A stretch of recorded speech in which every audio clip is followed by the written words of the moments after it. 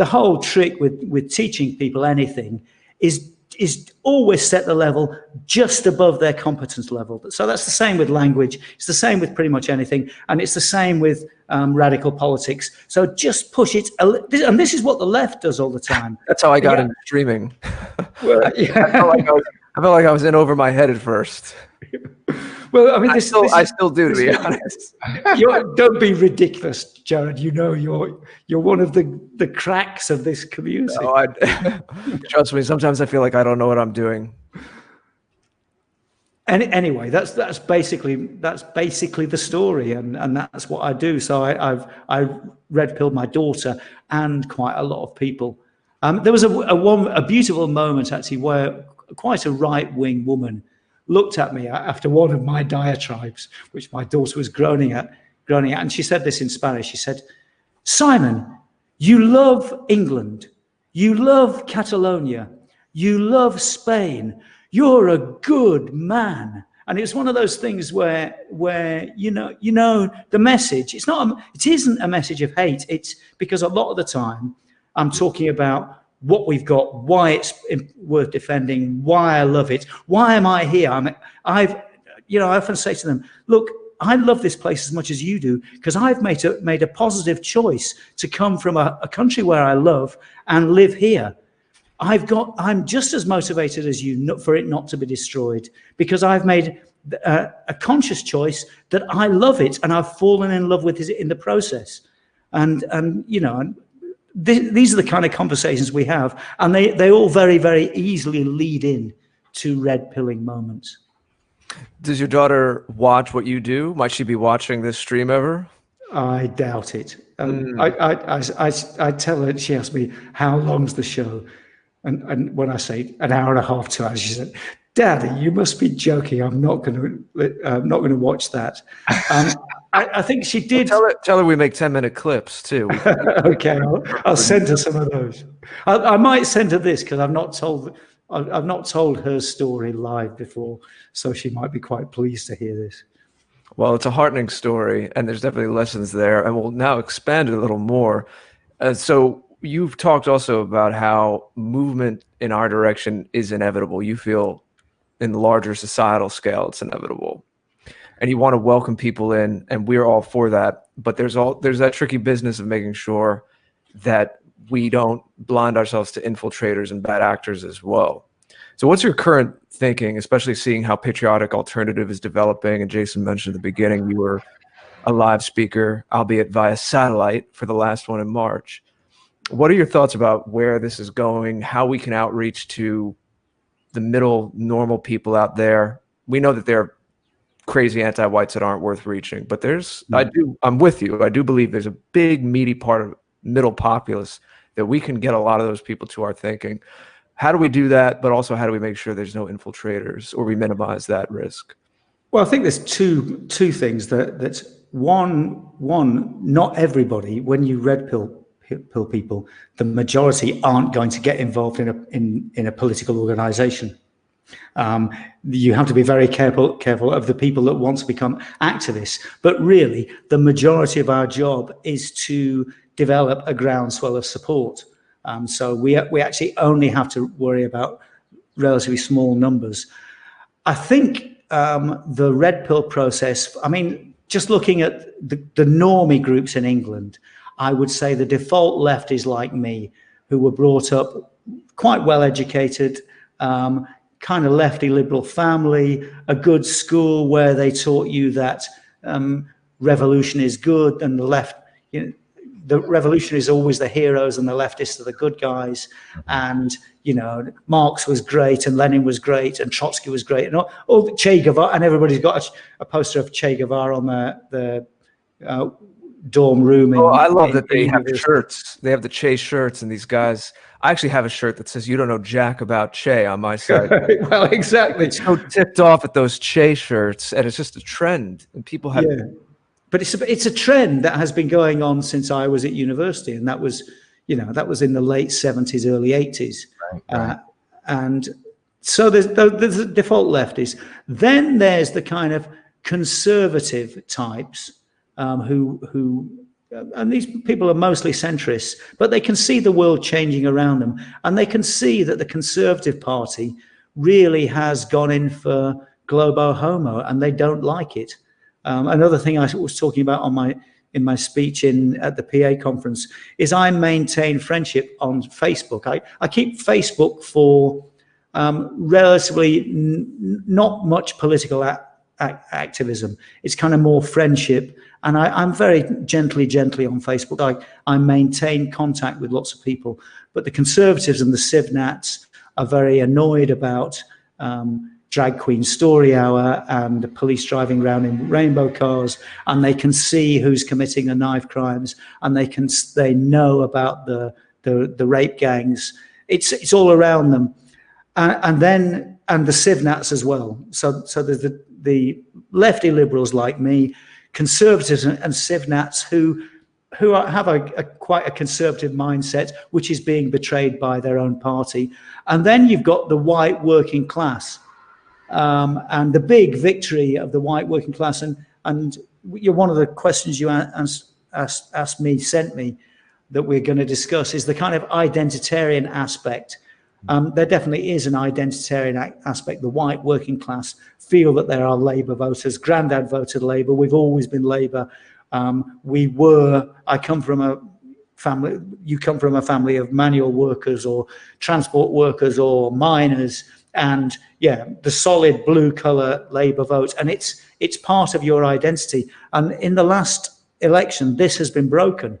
And these people are very fertile ground because they've got no actual, I'm sorry for talking all about the UK, but it's what I know most about. But they're very fertile ground because they've got no identitarian loyalty to the Tory party. So, and we've broken that loyalty to the Labour Party, basically because people have woken up to see that the Labour Party is representing values that they don't uphold, and people that want to do them and their children harm.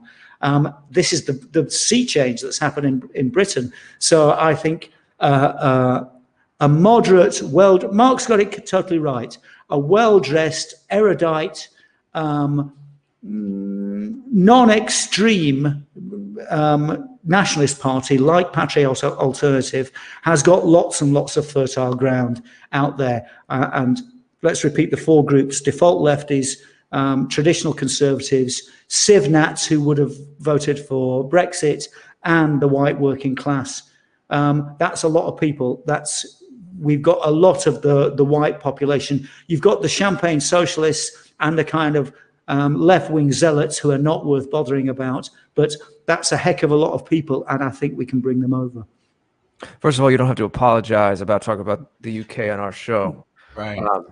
We have a lot of crossover with many. Yes, I know, but I mean, this is what I'm going to be focusing on because we're kind of doing a lot of backroom work with PA. I spoke at the conference. I've got no official responsibility, but we're involved in various groups, planning tactics, and just trying to strengthen the nationalist movement, which we're reasonably confident is going to take off in the UK pretty soon.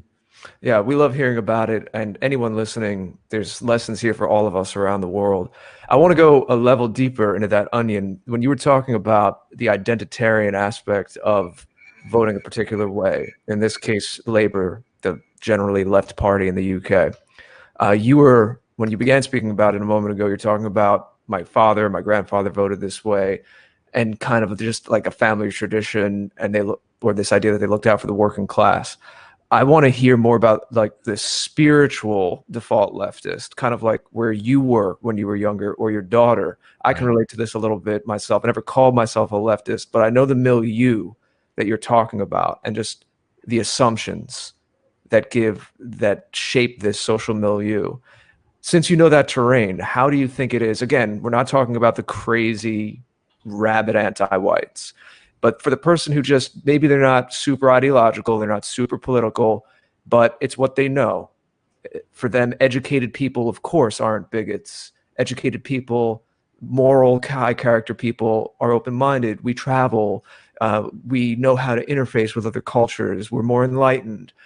How how do we reach those people that have that stigma where looking at any essentialism biologically is just, it's been bred into them from day one, from birth, that it's anathema?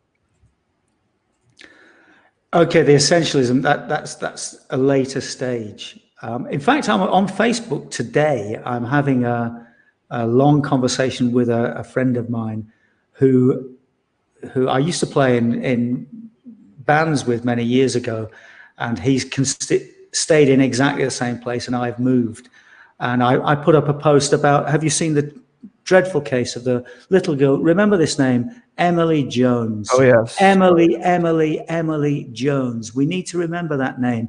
Put names on these victims. Yeah. The little 7-year-old girl who was murdered in Bolton by somebody whose ethnic identity hasn't been released. And as I was talking about this the other day, means that they haven't, the fact that the authorities haven't stated his ethnic identity means that they have stated his ethnic identity, if you know what I mean. Yep. We know what we're talking about.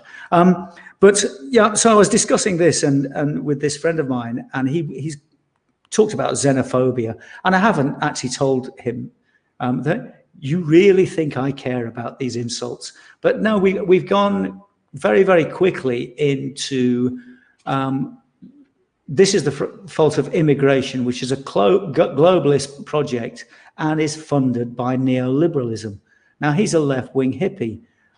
So the whole argument is how it supports capitalism and low wages, and how the immigrants are being exploited themselves. And it's a brain drain on African countries because the migrants tend to be the most entrepreneurial and adventurous people, high IQ people who are leaving those countries. So you're leaving those countries without leadership. Some of them were. Now with the boats across the Mediterranean. Well, yes, true.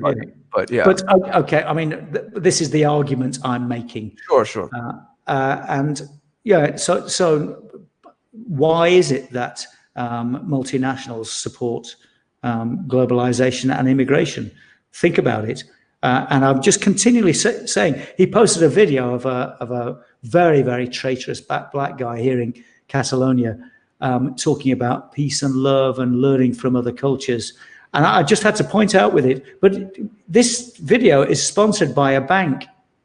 You know, why is a bank sponsoring this message, Francisco? Because it's in their interest. This guy's a paid shill. I know he's received money, but we have a George Soros Open Societies Foundation here in Barcelona. So it's a hive of some really, really dreadful people. And they're trying to up the ante here in Barcelona. So I point these, I know what he doesn't like. So I haven't won him over yet. And I've had to stop in order to come on this stream, but I will be back at it this evening and just showing the flaws in his arguments, really. And we played in reggae bands together many years ago, and he was saying, but you know, but we wouldn't have Aswad and Steel Pulse and Black Uhuru. And my next post was going to be just before I came on the stream. But don't you understand? I'm not going to say his name. Don't you? I'll call him Francisco. Don't you understand that the fact that I loved this music, particularly as a young man, and really enjoyed it, has nothing to do with the effects that mass immigration has on our communities.